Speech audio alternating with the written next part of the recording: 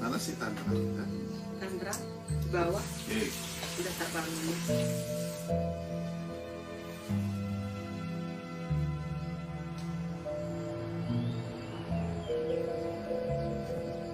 Saya termasuk orang yang beruntung karena saya dari kecil sudah mempunyai sikap untuk mencari makna-makna kehidupan.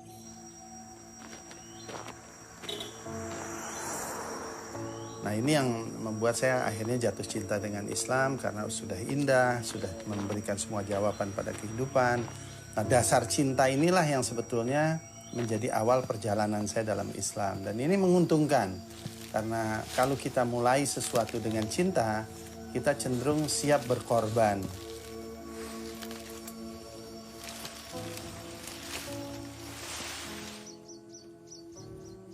Nah, dalam fase ini saya merasa mendapatkan begitu banyak energi dengan mengorbankan kebiasaan-kebiasaan hidup saya yang dahulu untuk mengikuti sunnah Nabi Muhammad SAW.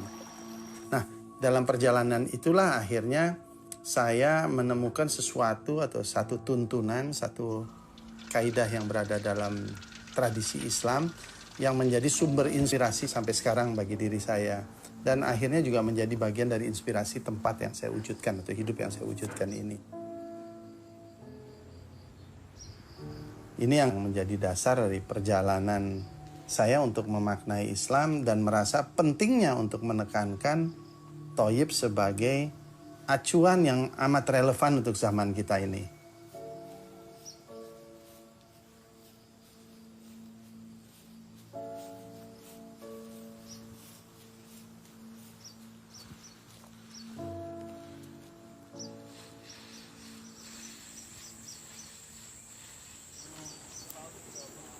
Our garden area. My son is working, changing a lot of landscaping now. This is our biogas for cooking, making gas from the cow. We have cow. Also, all the gray water from the toilet, from the bathroom, from the kitchen, from the laundry, all got filtered and later for the garden. So no water is wasted. Everything is recycled here. Thayyib itu sebagai sebuah kesatuan, bahkan bukan sesuatu yang terpisah dari halal, di mana kita harus berhati-hati menyikapi asal-usul dari apapun yang bersentuhan dengan hidup kita, yang kita pakai dalam kehidupan ini, apalagi kita makan.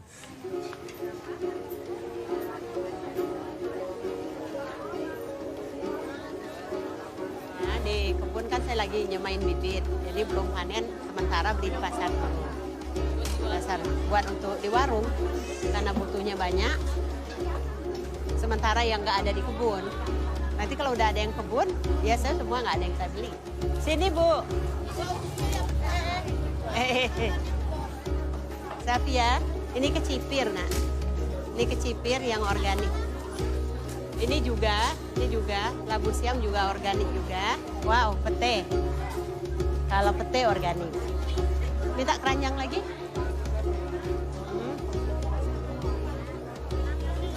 65.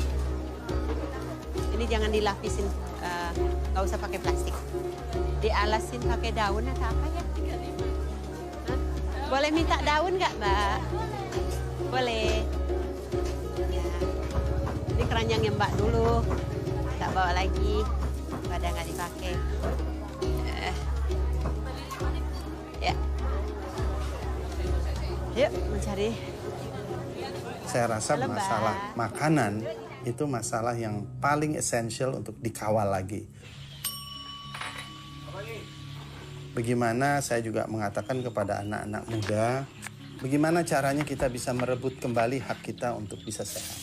Bagaimana Thayyib itu bisa ditegakkan kembali pada zaman ini ya, zaman di mana kita sedang mengalami krisis kemuliaan, krisis kebaikan, krisis barang yang Thayyib begitu ya.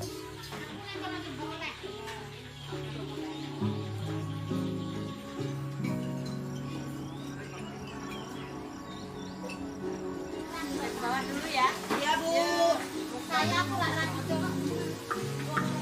Saya sering bertanya, bagaimana kita bisa ngeklaim Islam itu sebagai rahmat seluruh alam pada saat kita sendiri sebagai seorang Muslim, sebagai seorang Islam, telah berhenti menjadi rahmat bagi tubuh kita dengan memasukkan makanan-makanan yang bukan hak tubuh kita. Dan sebagai tanda daripada kebaikan itu adalah sesuatu itu pasti akan terurai dalam kemanfaatan. Karena sudah menjadi ketentuannya dari Allah sendiri yang ditulis di Quran bahwa Allah tidak menciptakan satupun makhluk yang sia-sia di bumi ini. Semua punya manfaat. Oh enak. Kasih karet aku banyak. Dalam konteks tersebutlah kita bisa melihat bahwa sesuatu yang terurai itu adalah kebaikan. Sesuatu yang tidak terurai itu adalah keburukan.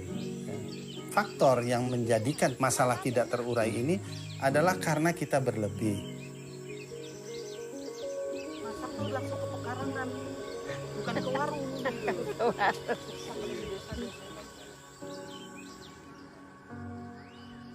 Problemnya dalam zaman modern ini, penemuan-penemuan itu, semua eksplorasi yang dilakukan oleh para ilmuwan-ilmuwan itu berinduk semangnya nanti pada industri, dipakai untuk kepentingan dagang, kepentingan uang, dan disitulah terjadi yang disebut eksploitasi. Eksploitasi itu pada prinsipnya sama dengan kezaliman, sama dengan fasad, mengambil sesuatu lebih atau bukan yang hak kita dari alam maupun manusia lain. Jadi ini yang sebetulnya menjadi persoalan. Pada saat kita berlebih, pasti ada sisa. Itu udah hukumnya. Dan Allah tidak menciptakan sisa, sesuatu yang tidak terurai dalam kemanfaatan.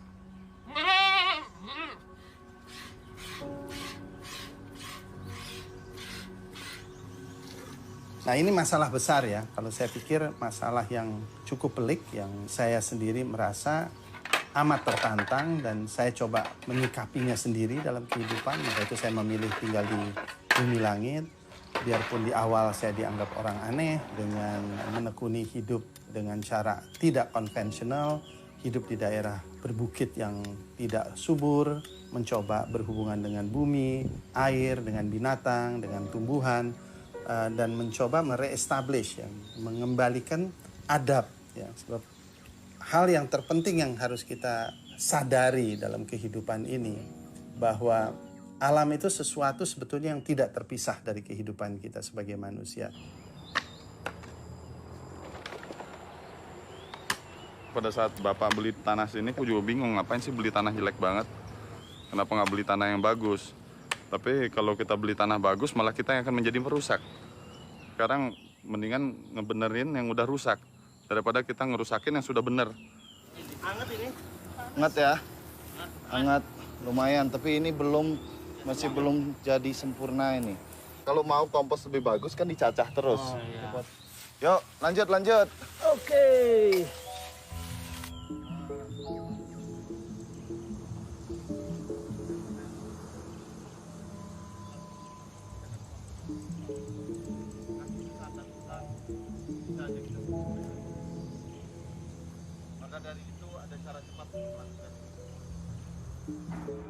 Jadi permakultur dengan Islam itu bahkan dari konteks kata saja sudah Islami.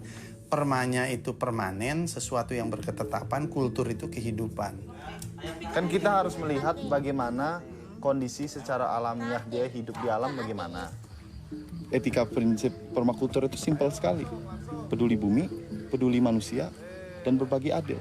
Dan permakultur itu memberi jalan di mana kita bisa benar-benar interaksi secara penuh dan mengerti pola kehidupan semua kreasi yang ditinggalkan di bumi ini. Masa kita ditaruh di bumi ini cuma untuk selalu mengingat ke atas terus. Dengan melakukan permakultur nggak mungkin kamu nggak akan merubah lingkungan Anda. Dasarnya aja dalam salah satu prinsipnya adalah menanggapi perubahan secara kreatif. Di mana kita itu harus menanggapi perubahan yang ada dalam zaman ini secara kreatif terus-menerus, bagaikan alam. Bumi nggak bakalan kemana-mana, alam nggak akan kemana-mana. Mereka akan terus berevolusi, mau itu ada climate change atau mau global warming atau apa. Tapi bila manusia tetap mau tinggal di sini, mereka harus berubah. Gara-gara ini sebenarnya bukan masalah alam, alam akan hidup terus. Sampai di mana akan ada istilah satu adalah akhir zaman. Jadi saya rasa global warming itu hanya salah satu aspek yang sedang terjadi. Dan kalau kita mau menghadapi global warming sebagai masalah eksternal, sebaiknya kita mulai dengan menyelesaikan masalah internal kita.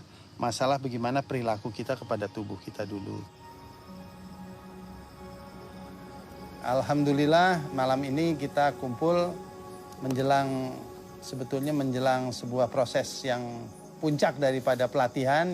Sebenarnya saya kepingin bisa diawali dengan sedikit tanggapan atau pertanyaan. Nanti mungkin dari sana kita bisa jadi dikembangkan juga sebagai diskusi yang hidup. Saya ceritakan, saya mau belajar permaculture nih sini-sini gitu. Terus dia mau bikin eco resort juga lah. Dia mau mengembangkan pemberdayaan masyarakat. Terus saya bilang, pakai permaculture aja gitu. Tapi terus dia nanya, yang aku lagi nanya ini ekonomiknya gimana ya? Ya itu pertanyaan yang amat relevan dan banyak sekali ditanya. Kalau kita mau membangun sebuah kebaikan, nggak boleh niatnya cari untung duit. Karena kita udah menjadi perangkap dari sebuah sistem di mana keuntungan itu menjadi sesuatu keharusan. Keuntungan finansial loh. Ya. Dan itu awal dari sebuah bencana karena kita akan selalu berkompromi. Sekarang contohnya aja, kalau Indonesia bisa menjadi produsen dari kemuliaan, toyib ya. Yaitu yang dibilang socially just sama environmentally sound. Barang yang tidak zalim terhadap alam dan barang yang berkeadilan secara sosial. Itu semua niatnya dikawal dengan kebaikan. Kebaikan ini udah dulu menjadi milik dari tradisi-tradisi luhur orang Nusantara kan semuanya. Sebab dimanapun ada kebaikan, pasti orang cari.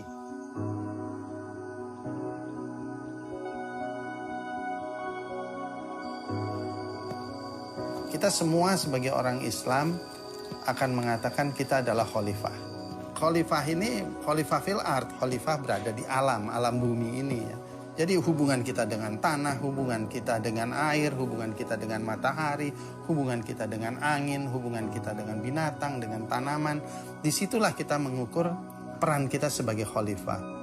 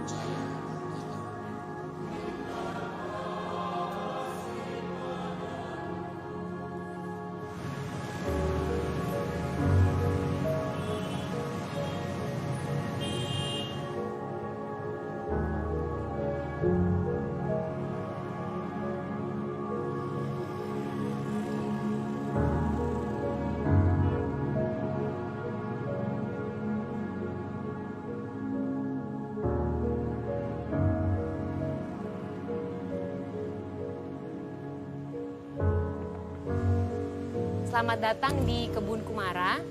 Lokasi kami ini di Pulau Situgintung 3. Nah, Kebun Kumara itu di tempat ini kami menggarap sebagian lahannya untuk dijadikan kebun. Sebenarnya aku basically percaya kalau misalkan tuh alam udah nyediain segalanya buat kita. Jadi aku tuh pengen ikut pelatihan supaya kita lebih aware. Sebagai ibu anak satu, saya butuh hobi. Biar gak stres. Itu bener, dunia kerja bosan, terus kayak rutinitas Jakarta macet, terus kayak sebenarnya simply pengen cari refreshing apa ya. Yang saya tahu mungkin nanam tanaman tuh kayak singkong cuman di tusuk kayak gitu langsung bisa tumbuh. Kalau ini kan pasti ada teknik-tekniknya, jadi penasaran dan pengen tahu sih.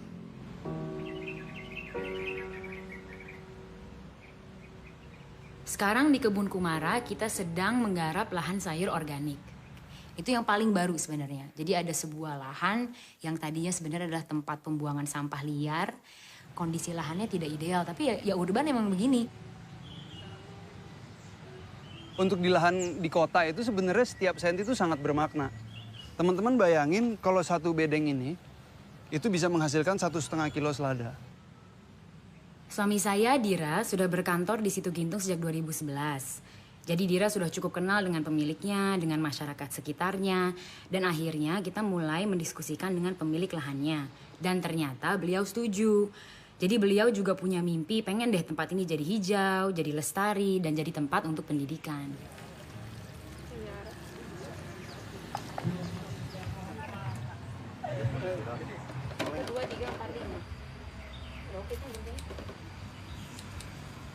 Yaudah, jadi rencananya hari ini kita akan panen sayur-sayuran yang sudah kita tanam yang umurnya udah 30 hari. Jadi waktu itu saya sudah sempat kerja juga, nyobain beberapa kerja lah, sempat di NGO, sempat di yayasan, sempat jadi guru juga, sempat juga di corporate, big corporate. Semenjak itu saya bertanya-tanya, is this what I want to do gitu, karena banyak hal yang saya alami yang mungkin kurang cocok dengan apa yang saya cari. Gila, ini enak banget, warnanya aja lihat deh. So good.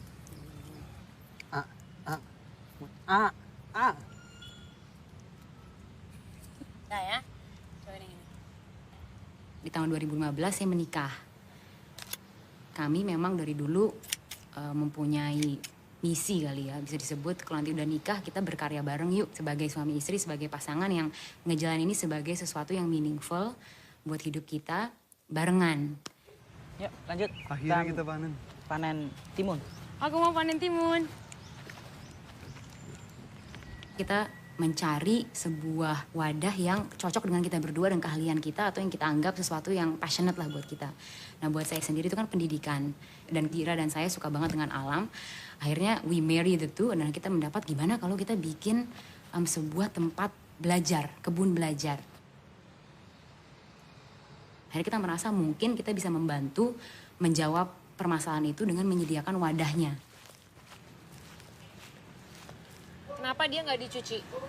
Karena takut busuk kalau dicuci. Oke. Kan udah bersih nih. Banget, bersih banget. Gitu. Aduh, langsung pengen dimakan.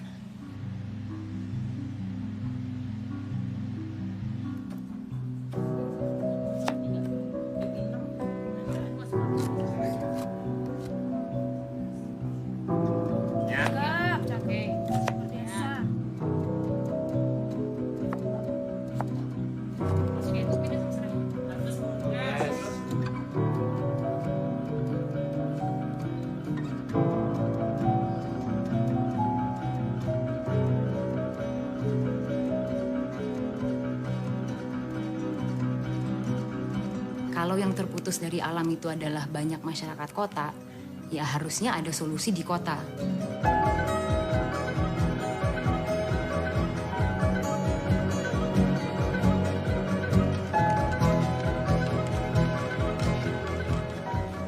Kita dapat tawaran untuk ngisi pelatihan di sebuah festival. Jadi kita mendapatkan respon yang begitu positif, dan kita mendapat juga respon dari orang tua sih yang merasa anak-anak mereka tuh kok karena main gadget terus jadi kayak nggak kenal alam atau tidak paham soal tanah, tidak paham soal makanan mereka. Jadi pas kita mengadakan pelatihan ini mereka sangat senang. Jadi kita juga ikut senang kayak oh ternyata masih ada orang tua yang peduli ya bahwa anak-anaknya ini bersentuhan langsung gitu dengan alam. Jadi nggak merasa ini jijik gitu. Ini bukan kotoran, ini adalah tanah gitu kan, beda.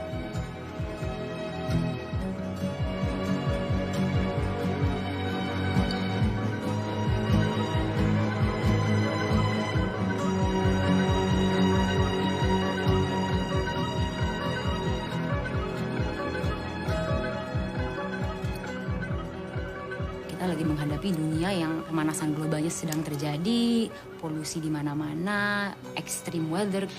Kalau kita bisa ada penghijauan tengah-tengah kota, itu akan jelas membantu.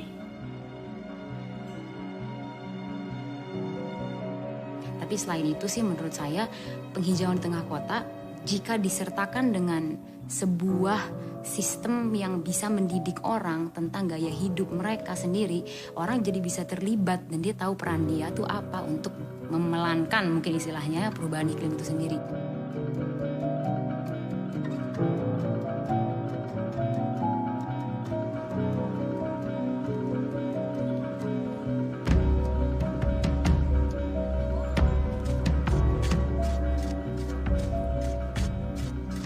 Saya pikir hal paling nyata untuk melihat keagungan ilahi adalah di alam.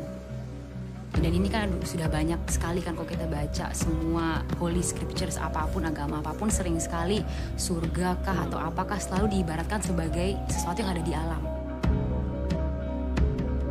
Saya rasa ketika kita berada di tengah-tengah alam, saya bisa melihat bunga yang mekar, saya bisa melihat apa yang saya semai tumbuh. Itu kan kita melihat keagungan dari ilahi dan cinta kasih dia dalam bentuk nyata depan mata kita sendiri. Jadi ketika saya bersama alam dan kita belajar tentang proses, itu mengajarkan bahwa memang butuh kesabaran, butuh kepasrahan, butuh keikhlasan, dan butuh kepekaan. Dan cuma karena kita tinggal di urban bukan berarti itu harus terputus.